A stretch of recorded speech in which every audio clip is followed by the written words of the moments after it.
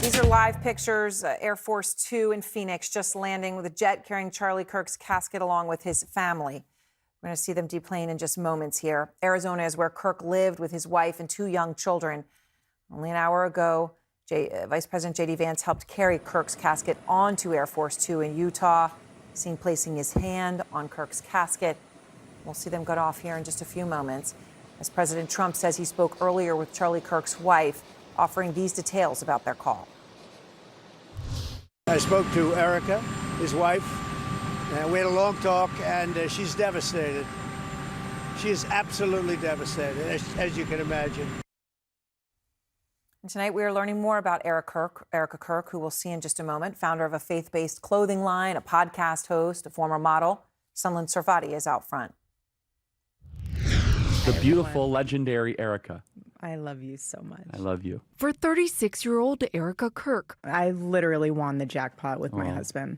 Vice versa. Her marriage to 31-year-old Charlie Kirk became the center of her life, with much of it playing out in public. I love you. I love you too. Second only, she says, to her first priority, her faith. Now more than ever, your faith has to be so on fire. The two have been married for 4 years, getting engaged 2 years after their first meeting. Do you think that I had an issue understanding where Charlie stood when he looked at me across Bill's Burgers table and said, "I'm not going to hire you, I'm going to date you"? They went on to have 2 kids, a 1-year-old boy and a 3-year-old girl. Motherhood it's not a pause, it's a launch pad. She's committed herself to homeschooling their kids while supporting him. I love submitting to Charlie because he's a phenomenal leader, and the way that he loves me, melts me to want to be able to help. How can I help you? By his side as he traveled the country, but also speaking out herself. I want you guys to be able to just live such an abundant, joy-filled life that you know how to battle in the trenches of this world and the foxholes of this culture. Not just espousing his political beliefs, My husband, Charlie Kirk, is a force. but complementing his with what she says are her more conservative values. I am a moderate compared to Erica. Erica is very conservative, and I was raised well. Raised in Scottsdale, Arizona by her mother, her parents divorced when she was young. Her grandfather was an immigrant from Sweden. She studied political science in college and is working on her doctorate in Christian leadership and biblical studies. She was briefly an NCAA women's basketball player. Everyone thought I was a little boy because I wore Jordan and all these different types of athletic clothes. Crowned Miss Arizona in 2012. I love to work out. I love to spend time with my family. I love to play with my dogs. She has a nonprofit. Internationally, we support and sustain several orphanages throughout Europe. A devotional podcast, and a Christian clothing company. I guess you could say I'm a social entrepreneur where I find little pockets within a culture that I like to disrupt. Her partnership in life and politics with Kirk often tinged with concern for their well-being, something she mentioned during her most recent podcast. You know, my husband is on college campuses getting screamed at by college kids as he's trying to share with them the truth. And he is so calm. Would I be calm? No, I wouldn't. I barely go to those only because I don't trust myself not climbing over the table and attacking someone in the crowd because I'm very protective of my husband. She acknowledged his appearances made them vulnerable, but in conversation with her husband, committed to stay their chosen course together. Do I get hate? Bring it on. Yeah, exactly. I'll have a velvet steel spine by the end of my life, so bring it on. I have nothing to fear.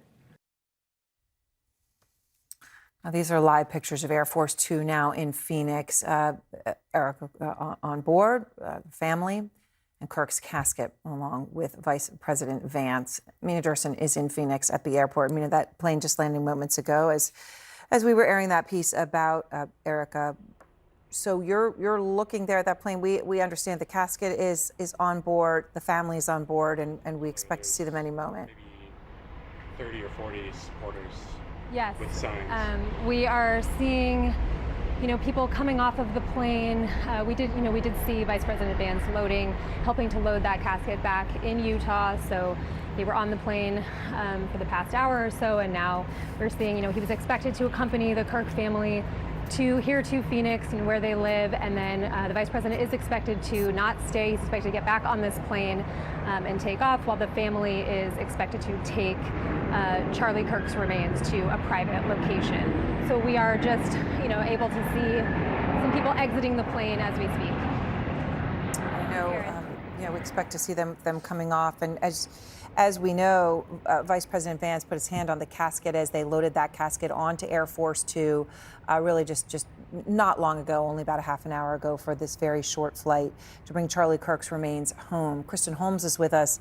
Kristen, J.D. Vance going here to Utah, to Phoenix, instead of New York on 9/11, doing that for Charlie Kirk, not just in his role as vice president, but they were extremely close as friends, right?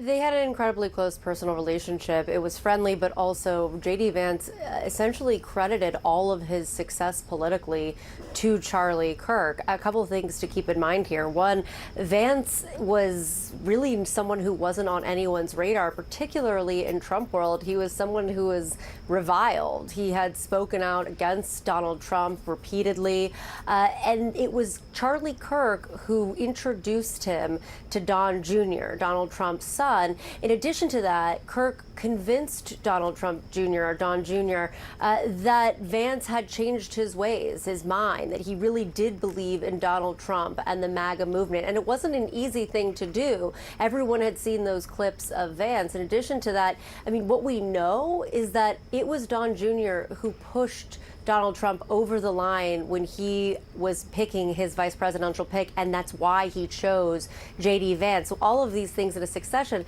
Even before that, Charlie Kirk and J.D. Vance tangentially knew each other. They had spoken.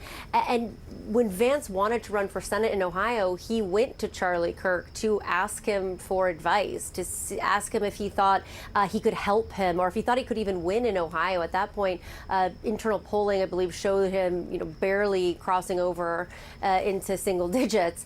And it was Kirk who introduced him around, who encouraged him. And that story, just so you know, is one that we've heard repeatedly from so many people in Trump's orbit. Even last night, we saw the press secretary who, before she was doing this, she did run for Congress at 23 years old in New Hampshire. And she said one of her biggest advocates was Charlie Kirk. He was always pushing youth forward. But when it comes to J.D. Vance and Charlie Kirk, it wasn't just them that were friends. Their families were friends. They had spent an enormous amount of time together. And in some ways, they had very similar roles within the Trump administration. Of course, J.D. Vance is the vice president, and that is a huge position. Charlie Kirk was not in the administration. However, both of them often have served as a mediator when there are tense relationships between various cabinet members. I'll remind you, of course, of Pam Bondi and Kash Patel over the Epstein files. We know it was J.D. Vance who negotiated that. I was also told at points that when things were very tense between President Trump and Elon Musk, Charlie Kirk was talking to Elon Musk, was encouraging him to come around, to stop speaking poorly about the agenda. They're both seen as kind of these peacemakers in various ways. They had a skill set, or have a skill set, where they're able to talk to both, both sides of a problem. And that's very difficult in Trump world. Things get very heated, and yet they still manage to have that. So you see them connecting on a different plane. And Aaron, just to tell you a little bit about this trip, it is clearly so important for the vice president to be there. Keep in mind, he canceled his commemorative trip to New York, but not only that, he went to a location where there is a known assassin on the loose who has not been captured, who just killed not only his friend, but a conservative activist. So there's a security threat there too. It's not ideal for a vice president, but he wanted to be there. Which is an important point to make. And Congressman Kinzinger is with us as well, as we're awaiting to see the casket brought off this plane, the family. A somber moment as the country is dealing with the horrible political assassination, as it appears it clearly was. So, Congressman, I guess the big question is here,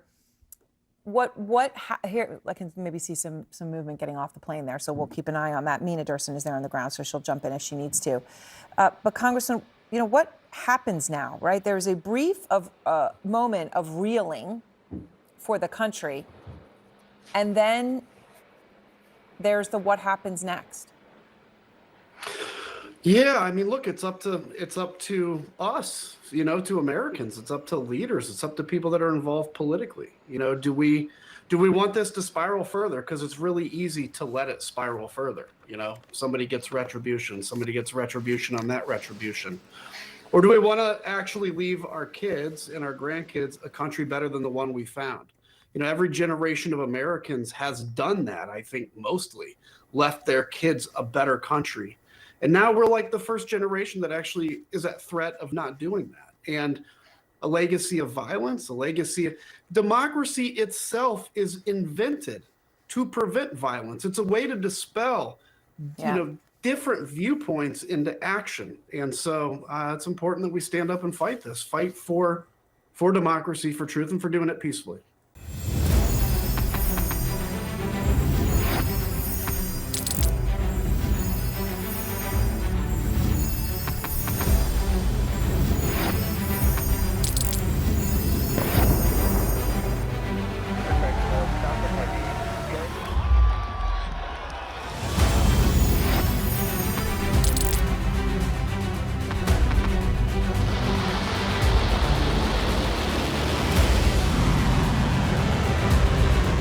Been fighting so long and so hard that they don't know what the they're doing.